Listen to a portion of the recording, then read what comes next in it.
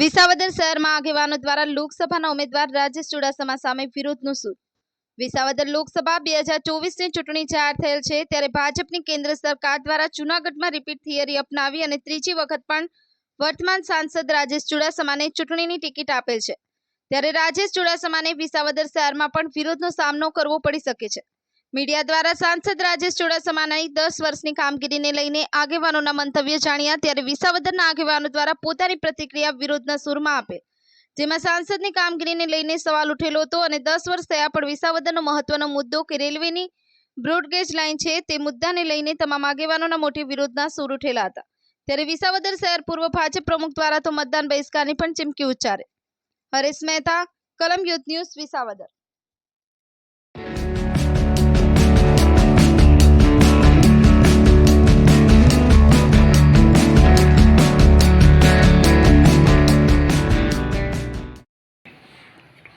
ઇલિયાસભાઈ, આગામી ચૂંટણીને અનુલક્ષીને જે વિસાવદરના જે પ્રશ્ન છે એ પ્રશ્ન વિશે તમે શું કહો છો? સાંસદની કામગીરી વિશે શું કહો છો? હું સંભાવ મિત્ર મંડળ પ્રમુખ।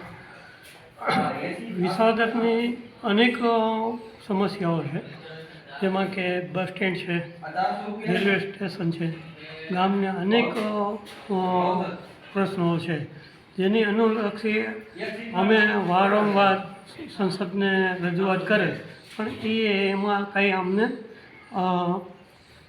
યોગ્ય કાર્યવાહી કરેલ નથી।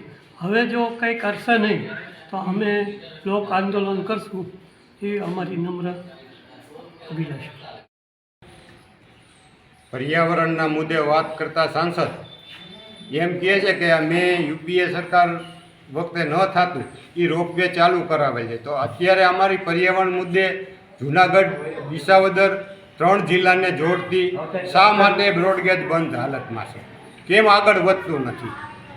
કોણે પેશકદમી કરી છે? કોણે એને અટકાવ્યું છે? જૂનાગઢની પેશકદમી સીએમ સુધી રજૂઆત થઈ અને વોકડાની થતી હોય તો રેલવેને અમે લખીને દીધું છે। અધિકારીઓ કોના કહેવાથી આ છાવરે છે અને બ્રોડગેજને અમારા 3 જિલ્લાને જોડતી રોકે છે। વસ્તુ વંદે માતરમ આ અંગે યોગ્ય કરવામાં નહીં આવે તો અમે વિસાવદર 23/9/23ના રોજ જે અમે લખીને આપ્યું છે એ અમે એ મુજબ ગ્રામસભા બોલાવી અને ચૂંટણીનો બહિષ્કાર કરીશું। તમે સુધીરભાઈ આ બાજુ। વિસાવદર વિશ્વ હિન્દી પરિષદ સભ્ય શ્રી જયપ્રકાશ છતાણી કે આજરોજ મારે થોડુંક કહેવાનું છે કે વિસાવદરના સાંસદ સભ્ય શ્રી રાજેશભાઈ ચુડાસમાને અનેકવાર બ્રોડગેજની રજૂઆત કરવા છતાં પણ કોઈ પણ ધ્યાનમાં લીધેલ વસ્તુ નથી।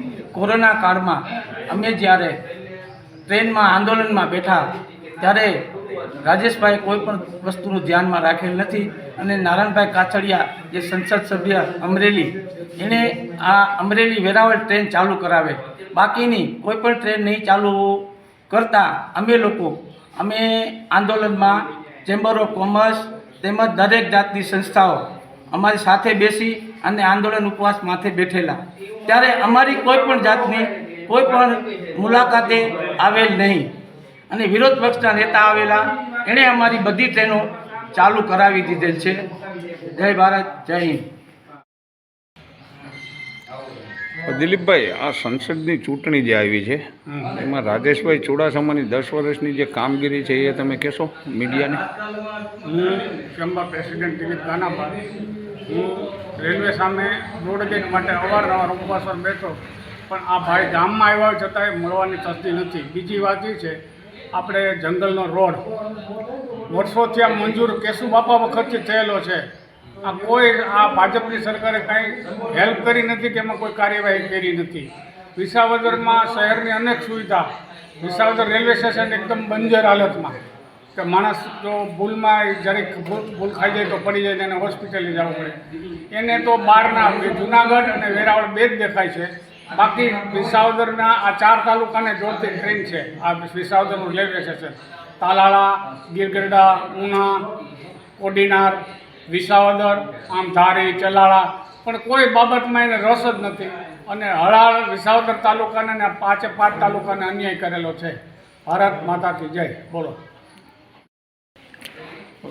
આપણા સંસદ સભ્ય જે 10 વર્ષ થયા છે બરાબર છે, આજુ વખતે પણ રિપીટ એનમેચ કરવામાં આવ્યા છે, તો લોકોનો મિજાજ અને તમે શું કહેવા માંગો છો આજુ વખતે?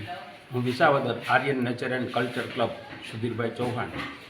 વર્તમાનના જે અત્યારના આપણા રાજેશભાઈ ચુડાસમા 2 ટર્મ ચૂંટાયેલા છે અને 3જી ટર્મ માટે મેદાનની અંદર ઉતરી રહ્યા છે, તો પર્યાવરણની વાતે જે રેલવેમાં વિસાવદરને હળાહળ અન્યાય થાય છે, જૂનાગઢને ફાટકલેસ કરવાની એમની જે માનસિકતા છે એની સામે અમને કંઈ વાંધો નથી.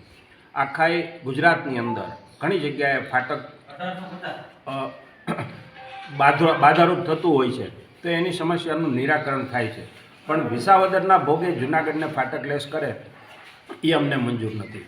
એની અંદર સૌથી વધારે જો રસ લેતી વ્યક્તિ તરીકે, રાજકીય વ્યક્તિ તરીકે અમે ગણીએ તો એ રાજેશભાઈ ચુડાસમા. રાજેશભાઈ ચુડાસમા છે એ સંસદ સભ્ય તરીકે નો ડાઉટ એમની કાર્ય પદ્ધતિ કદાચ સારી હશે, પણ વિસાવદરની અંદર પર્યાવરણની બાબતમાં, પેસેન્જરોને એટલે કે મુસાફરોની બાબતમાં, રેલવેની અંદર જે સગવડતા આપવાની હોય એ બાબતની અંદર એમની કામગીરીથી અમને સંપૂર્ણપણે અસંતોષ છે. આ એમની જે પદ્ધતિ છે એ યોગ્ય નથી. ફાટકલેસની જે વાત કરે છે એ કદાચ સાચી હશે, પણ વિસાવદર છે જંકશન 3 જગ્યાએ જોડતું રેલ માર્ગ છે અને એની અંદર જે સુવિધાઓ મળવી જોઈએ, ખાસ તો સત્તાધારને ધ્યાનમાં રાખી, શાસનને ધ્યાનમાં રાખી અને સોમનાથને ધ્યાનમાં રાખી એને અમારી વિસાવદરની ભૂતકાળની અંદર જુદી જુદી સંસ્થાઓ, ચેમ્બર ઓફ કોમર્સના માધ્યમથી અમે આંદોલનો ઉપર ઉતરેલા છે. ત્યારે વર્તમાન સરકારના જે સત્તાધીશો હતા એમના તરફથી અમને કોઈ જાતનો સહકાર નથી મળ્યો. આ બાબતે અમને સંપૂર્ણપણે અસંતોષ છે. જો આને આ નીતિ એમની રહેશે તો આગામી ચૂંટણીની અંદર કદાચ વિસાવદરની પબ્લિકનો મિજાજ છે એનું ભોગ પણ બનવું પડશે. તો આ વાતને અમારી એમને ચીમકી ગણો તો ચીમકી અને સૂચન ગણો તો સૂચન, આ વસ્તુને ધ્યાનમાં રાખી અને સાંસદશ્રીએ વિસાવદરને કોઈપણ જગ્યાએ રેલવેની બાબતમાં અસહકાર ન થાય, સગવડતા મળે એવું એમનું વર્તન અને વ્યવહાર હોવો જોઈએ. અસ્તુ વંદે માતરમ, ભારત માતા કી જય.